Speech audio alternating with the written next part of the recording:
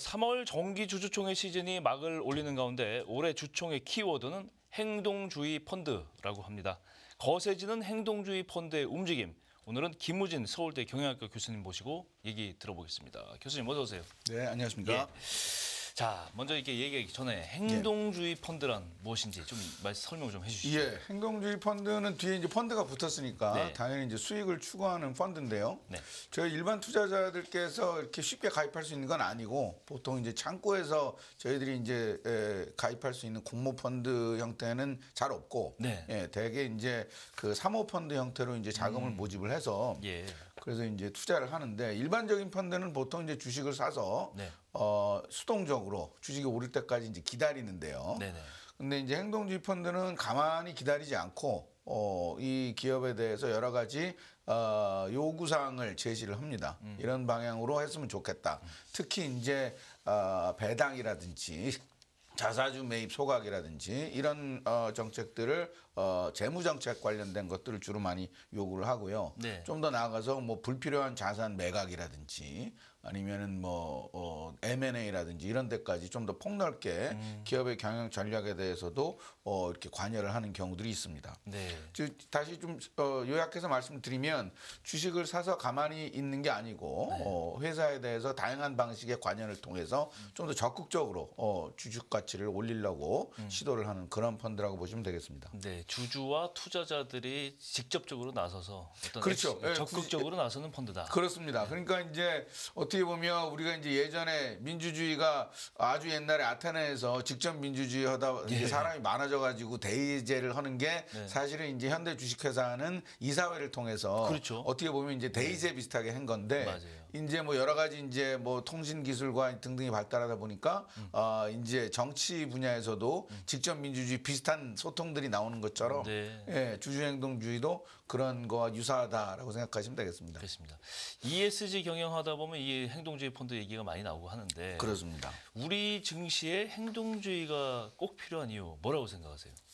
꼭 필요하다고 말씀해 주셔서 굉장히 감사한데요. 안 그렇게 생각하시는 분들도 아직은 많은 것 같은데.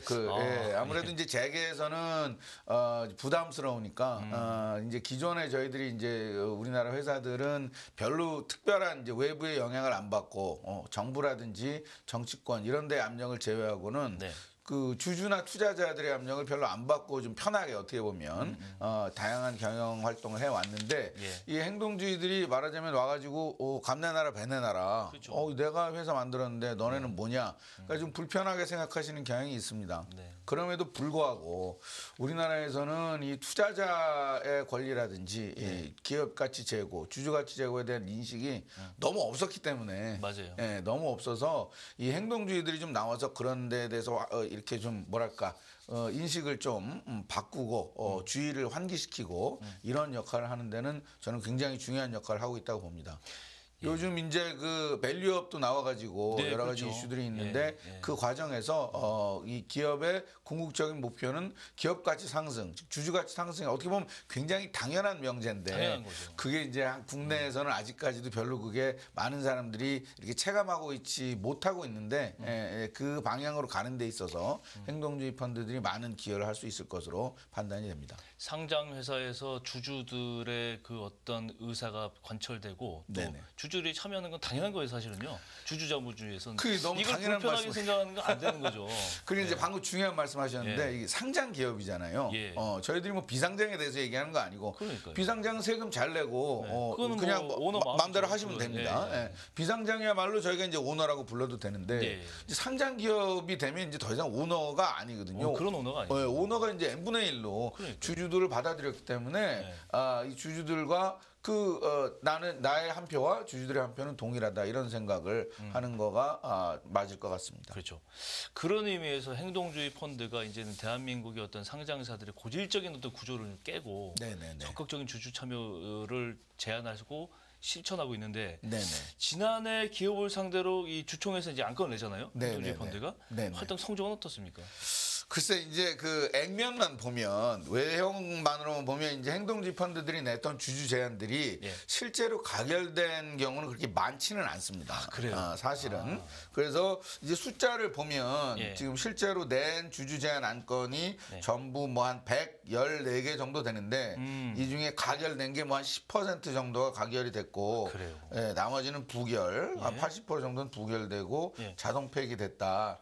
그나마 이제 가결된 안건들은 주로 어떤 거냐면 네. 우리나라 이제 감사를 선임할 때하고 예. 그 감사위원 중에 최소한 한 명을 선임할 때는 예. 대주주의 의결권이 3%로 제한되는 그렇죠. 그런 3% 룰이 있기 때문에 예. 감사 또는 감사위원 선임에 있어서는 비교적 그 주주 제한 통과율이 좀 있었고 나머지 대부분의 안건들은 이제 부결이 됐다라는 게 이제 이게 팩트고 숫자인데요. 예. 이걸 이제 어떻게 해석을 해야 되느냐. 네. 많은 언론에서 이제 이거는 굉장히 성적이 저조하다. 찻잔 속의 태풍이다. 뭐 이렇게 해서 행동주의가 굉장히 실패한 것처럼 이렇게 해석하신 경우가 많은데 그건 좀 잘못된 해석입니다. 왜냐하면 미국에서도 예. 뭐 주주 제한했다고 다 통과되는 것도 아니고요. 예. 미국은 심지어 통과가 된다고 해도 권고사항이에요. 경영진이 반드시 따를 필요도 없습니다. 네. 그럼에도 불구하고 이게 왜 중요하느냐. 진짜 행동주의의 성과는 주총 대결까지 가기 전에 예, 물 밑에서 물 밑에서 얘기하는 데서 대부분 해결됩니다. 미국 같은 경우에.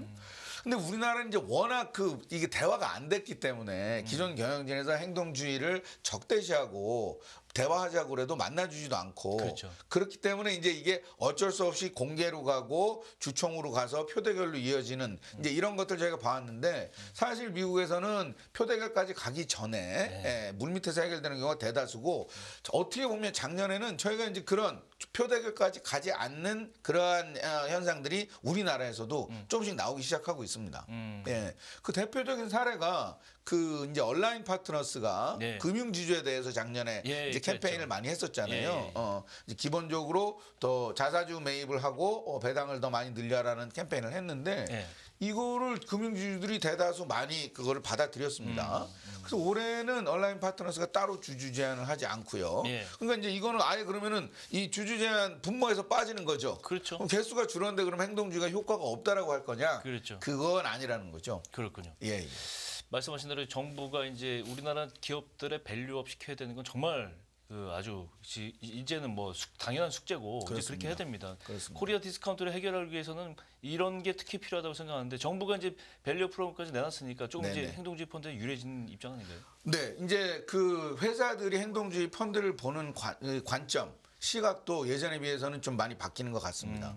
그 예전에는 완전히 외부자 적대시 약간 방해꾼. 방해꾼 예. 이렇게 봤었는데 그렇죠. 그것이 이제 조금씩 인식이 바뀌는 데다가 정부에서 이제 밸류업을 아주 전폭적으로 들고 나왔기 때문에 이제는 이 행동주의가 변수가 아니고 상수구나. 그렇죠. 라는 그러한 인식을 갖게 하는데 예. 어떻게 보면 이제 정부의 밸류업 프로그램과 예. 시장에서의 행동주의 활동들이 예. 상호 보완적으로 작용을 하면서 시너지가 있을 것으로 기대해 봅니다. 그동안 행동주의 펀드들의 성과도 많았는데 네네. 한번 아까 좀 아까 표는 나왔는데 네네네. 한번 보고 예, 예. 주요 내용들 한번 설명해 주시죠. 예. 아무래도 가장 그 대한민국에서 획기적이었던 행동주의의 성공 사례는 그 온라인 파트너스가 꾸준히 제기해왔던 SM 엔터테인먼트에 그렇죠. 대한 행동주의가 예, 예. 아무래도 가장 기억에 남고요. 예. SM 엔터테인먼트의 문제는 사실 우리나라 그 기업 거버넌스의 문제점들을 여러 가지로 함축적으로 갖고 있었다라고 볼 수 있는데 그 대표적인 게 뭐냐면 그 이수만 총괄 PD의 개인 회사가 있었습니다. 네. 라이크 기획이라고. 그렇죠. 근데 이제 우리나라 상장사의 대부분의 거버넌스 이슈는 뭐냐면 이 창업주 회장님들이 이 상장회사 말고 별도의 개인 회사가 있어요. 많죠. 예. 그리고 그 개인 회사가 별도의 비즈니스를 하는 게 아니라 연계된 상장회사랑 비즈니스죠. 거래를 하면서 예. 상장회사에서 번 돈을 예. 다양한 방식으로 이제 그 개인 회사가 가져가는 거죠. 그렇죠. 이게 사실은 우리나라 거버넌스의 핵심 문제고 코리아 디스카운트의 굉장히 중요한 이제 요인이 되는데 이제 라이크 기획이 그게 아주 대표적인 사례였고 예. 근데 이제 온라인 파트너스가 먼저 이제 감사를 선임을 했고 예. 3% 룰을 통해서 예. 그 이후에 또 계속 그 관여 활동을 하면서 그 라이크 기획이라는 회사하고의 거래 관계를 종료시켰던 그것이 이제 굉장히 그 기억에 남는 사건이었고요. 그렇죠. 예, 아까 말씀드렸던 그 온라인 파트너스가 또 이제 금융지주에 대해서 예. 여러 가지 캠페인을 하고 있는데 예. 여기 또 재밌는 측면이 뭐냐면.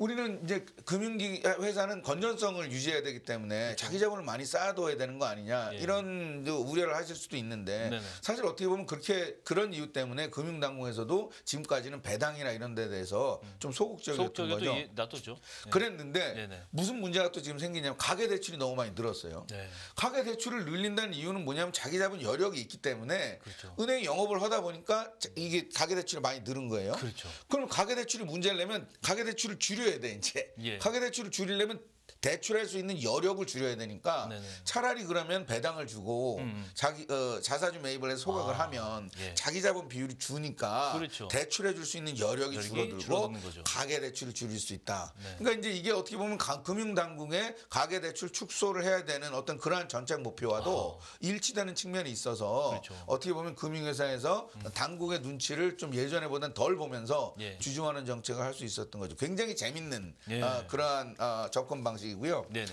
그거가 대표적인 사례들이고 또 유명한 거는 아무래도 우리 예전에 강성부 펀드 네. 지금 이제 KCGI죠. KCGI. KCGI가 예. 오스템 임플란트에 대해서 그렇죠. 그 횡령 사건 예. 전후로 해서 예. 행동주의 전략, 이사회 독립성을 강화하고 주주환원을 강화해라 이런 게 있었는데 이제 KCGI는 그 투자 성과를 보기 또 좀 전에 어떻게 보면 MBK가 와가지고 네. 오스템 임플란트를 통으로 다 매입해버리는 바람에 그렇죠. 예. 예. 그래서 어떻게 보면 조금 비자발적으로 좀 조기에 KCGI도 매각하고 회수한 바가 있기는 있습니다. 네. 올해도 지금 안다 자산운용이라는 데서 네. 또 이제 싱가포르 플래시라이트 캐피탈에서 네. KTNG에 대해서도 지금 그 후임 백보인 네. 사장 후임 선임과 네. 그다음에 이제 인삼 부분을 별도로 띄어서 상장을 해라라는 이런 제안을 하고 있고 그 특히 올해는 이제 삼성물산에 대해서도 네. 지금 외국계 헤지펀드들을 중심으로 네.